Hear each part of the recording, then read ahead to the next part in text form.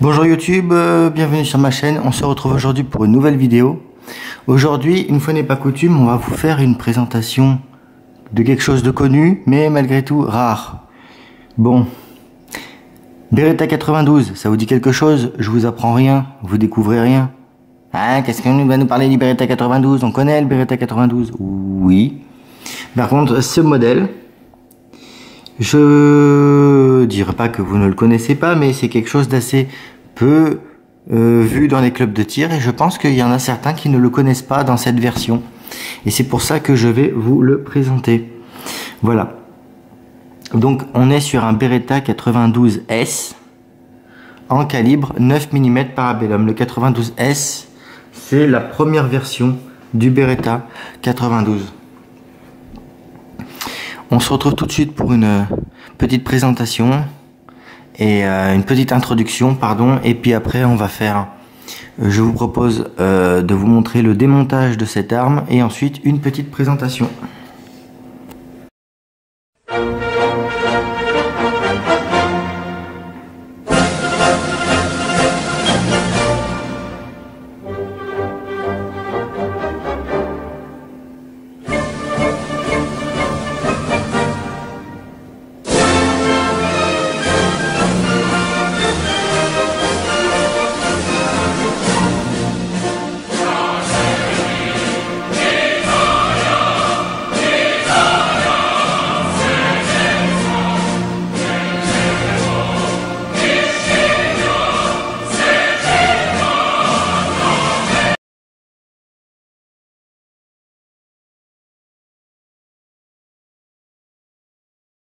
Au démontage, je vais appuyer ici sur le verrou, histoire de déverrouiller la clé, et je vais passer la clé en avant. De là, je retire, je sépare donc ma carcasse de ma culasse. Ma culasse, elle contient bien sûr la tige guide que je vais retirer ici. Donc je retire ma tige guide avec son ressort, et bien sûr je vais retirer le canon. Voilà, donc j'ai mon arme est démontée. On a culasse, canon, tige guide et son ressort, et bien sûr la carcasse.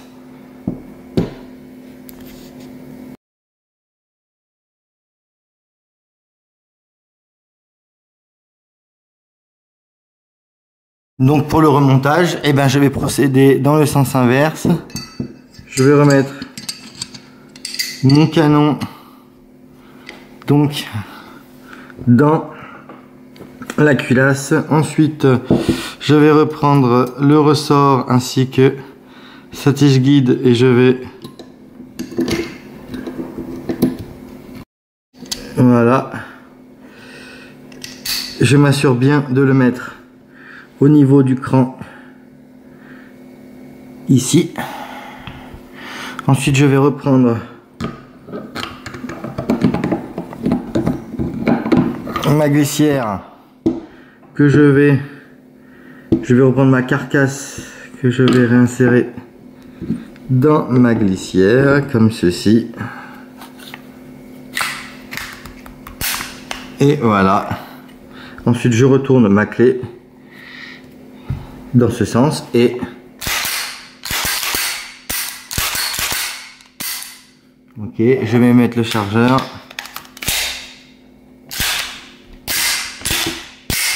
Et coup de bon fonctionnement, l'arme est remontée, prête à mettre au coffre.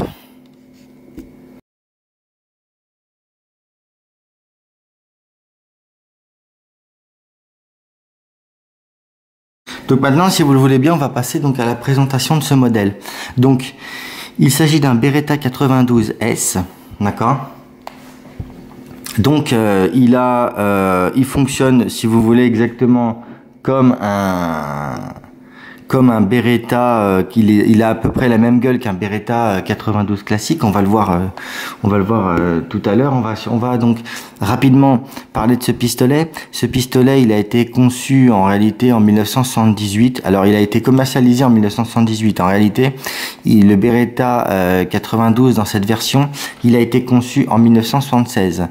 Il a été commercialisé de 1978 à 1982. Je vous le fais de tête, hein. Voilà. Donc, qu'est-ce qui change par rapport à un Beretta 92 classique? Ça tombe bien qu'on parle de Beretta 92 classique. Un Beretta 92 classique, on en a un ici. On va comparer les deux. Alors, les plus observateurs d'entre vous me diront: oui, mais ça c'est pas un Beretta 92F, c'est un Pama G1.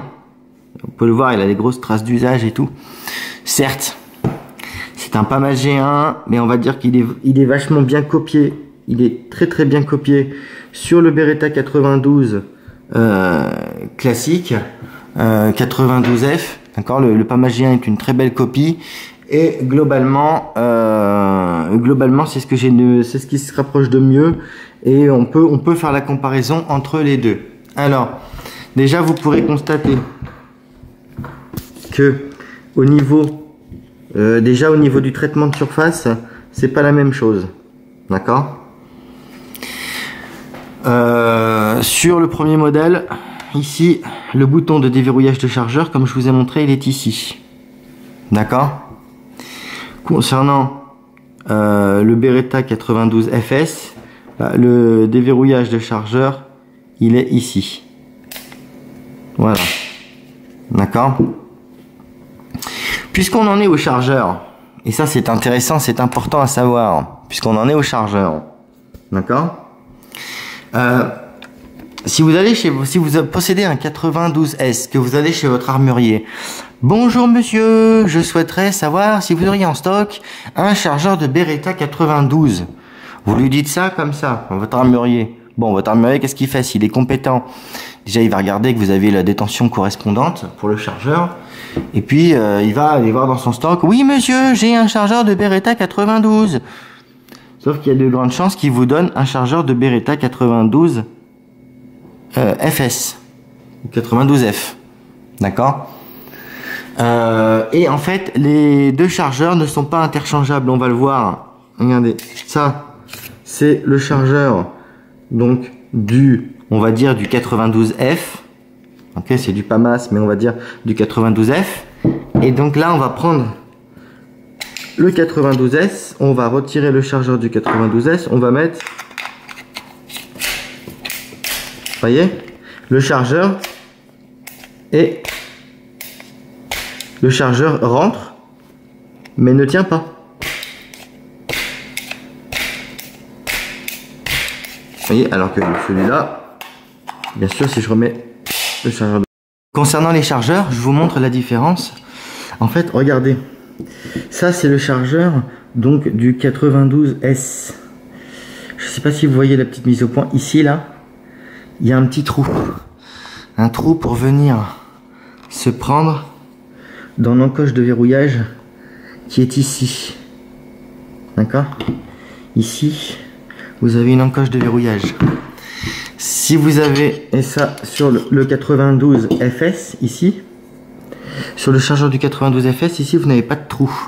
Ce qui veut dire que si vous voulez adapter, admettons par exemple votre armurier ne connaît pas la différence entre les modèles et ces variantes, vous pouvez parfaitement prendre un chargeur de 92 FS et faire un petit trou comme celui ici. D'accord? Vous faites un petit trou. Ok. Et ensuite, eh bien, vous pouvez verrouiller le chargeur. Parce que comme vous pouvez le constater, regardez, je vous remontre le chargeur là du 92 FS, il rentre parfaitement dedans. Mais il ne se verrouille pas. Il ne se verrouille pas parce qu'il n'y a pas justement de trou ici qui vient se prendre dans la petite encoche ici. D'accord?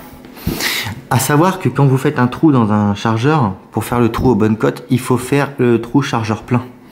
Donc vous graillez votre chargeur de mun et le trou, il faut le faire chargeur plein. C'est au niveau des ressorts, c'est pour faire le trou, c'est pour faire quelque chose à la bonne cote. C'est comme ça qu'on fait généralement lorsqu'on fait lorsqu'on veut faire des trous dans un chargeur. Par exemple, si vous prenez un chargeur, vous savez, il y a plein de chargeurs qui peuvent s'adapter. Par exemple, le chargeur Max 50, si vous avez des gens qui ont un Max 50 et qui n'ont pas de chargeur, hein, eh bien vous prenez un chargeur de Radom VIS 35, d'accord, vous faites un petit trou et vous pouvez adapter des chargeurs de Radom VIS 35 sur des Max 50. Hein, bon, je rentrerai pas dans le détail, mais les gens qui ont fait de la remonte,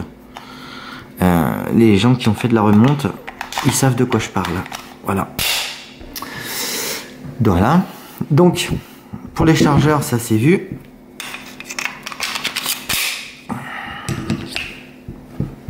Ensuite, on va regarder au niveau maintenant du decocking.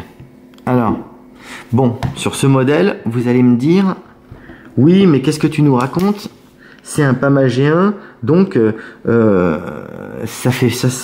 bouton ne fait pas office de sûreté, il fait office de decocking. Comme ceci. Vous aurez raison. Bon. Alors, il faut imaginer que sur un Beretta 92FS, le bouton ici, il reste en bas. D'accord? Donc, sur le 92FS, ce bouton, là, cette commande, elle est ambidextre. D'accord? Sur le modèle ici, donc sur le 92S, eh bien, le bouton de sûreté, il est pas ambidextre, il est juste sur la gauche. Donc là, vous voyez, c'est comme c'est pas un decocking, c'est un simple bouton de sûreté.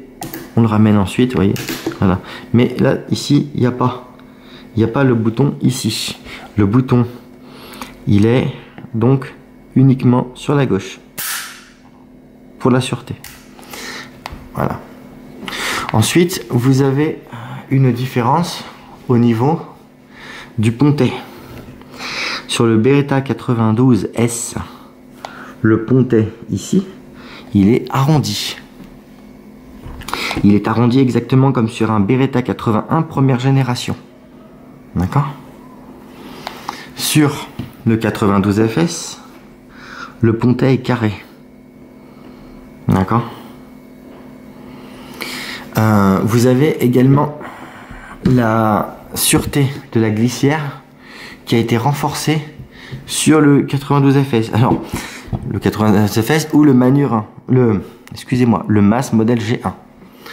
Le MAS G1, sur ce modèle, les passionnés, les collectionneurs savent, ou même les anciens gendarmes savent, ou militaires, savent que ce modèle a été renvoyé, donc le PAMA G1, en 2001, si je ne dis pas de conneries.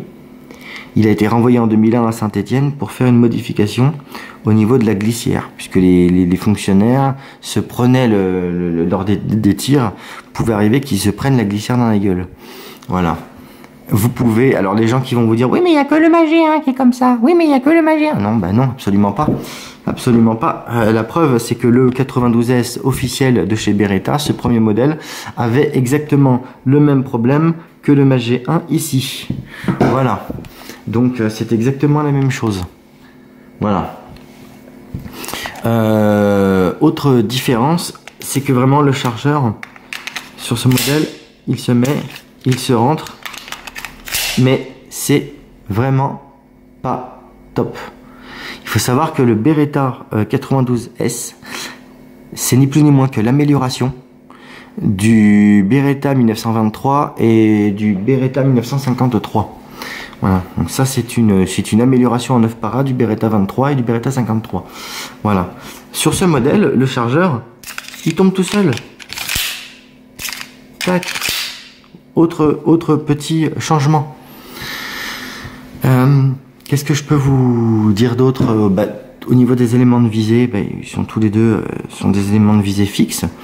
Hein, donc bien sûr l'arme fonctionne en simple action et en double action. Voilà. Ce que je peux vous dire donc sur ce modèle, comme vous pouvez constater, les traitements de surface ne sont absolument pas les mêmes. Malgré tout, sur ce modèle, les aficionados adorent les 92S parce que pour faire du tir, on est vraiment là sur de l'arme full acier. Contrairement aux nouveaux trucs modernes qu'on sort, qui sont sortis dans des alliages. Alors certes, ils sont plus légers, hein, mais ça, pour faire du tir, c'est de l'ultra résistant. Faut savoir que ça, c'est sorti exactement à la même période qu'est sorti le CZ75B Short Rifle. Hein, les tout premiers CZ75B, hein, en full acier, voilà. Donc on est vraiment sur une arme excellente. Et alors, un petit détail aussi, bon, qui change de pas grand chose. Je vais vous montrer cette dragonne.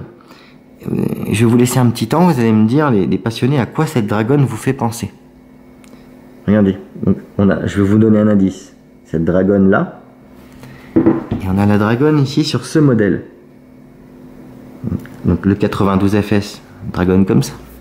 Et le 92S, une dragonne comme ça. Alors je vais vous laisser quelques secondes. Bon, vous allez me dire, bah, c'est qu'une dragonne, qu'est-ce que tu nous pètes les couilles? Une dragonne, c'est une dragonne. Et bah cette dragonne, c'est exactement la même que vous retrouvez sur le Taurus PT92. Effectivement. Et pour cause. Les Taurus PT92 que vous trouvez au Brésil, donc les copies Beretta, puisque ce pistolet, je vous ai pas parlé de ses variantes, mais il a énormément de variantes. Un jour, je vous ferai peut-être un truc sur les variantes Beretta, du Beretta 92. Je pense que c'est une vidéo qu'il faudrait traiter à part. C'est pour ça que j'aurais pu vous en parler maintenant, mais ça vous fait une vidéo trop longue. Et vu le temps de cerveau disponible sur YouTube, je ne vais pas avoir l'impression de vous monopoliser la soirée. Donc, et pour cause, je vous disais, les Taurus PT92 que vous trouvez donc au Brésil, eh bien, sont fabriqués avec des machines Beretta. Ce qui explique la raison pour laquelle, entre autres, vous avez sur le PT92 une dragonne comme ça. Voilà. C'est du petit détail, ça change pas grand chose. Donc, bien sûr, au niveau des dotations, cette arme a équipé les carabiniers, carabinieri en Italie. Hein, voilà.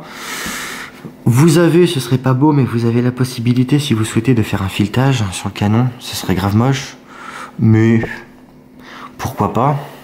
Enfin, ce serait grave moche. Disons que ce serait dénaturé. Si vous voulez faire un filetage, à la limite, si vous voulez prendre un truc faire un filetage, vous prenez un 92F classique, ou vous prenez un M9A1, ou même un 92X Performance, ou un truc un peu plus récent. Mais disons que sur ces modèles-là, moi je trouve, c'est mon humble avis, il faut les laisser d'origine. Voilà.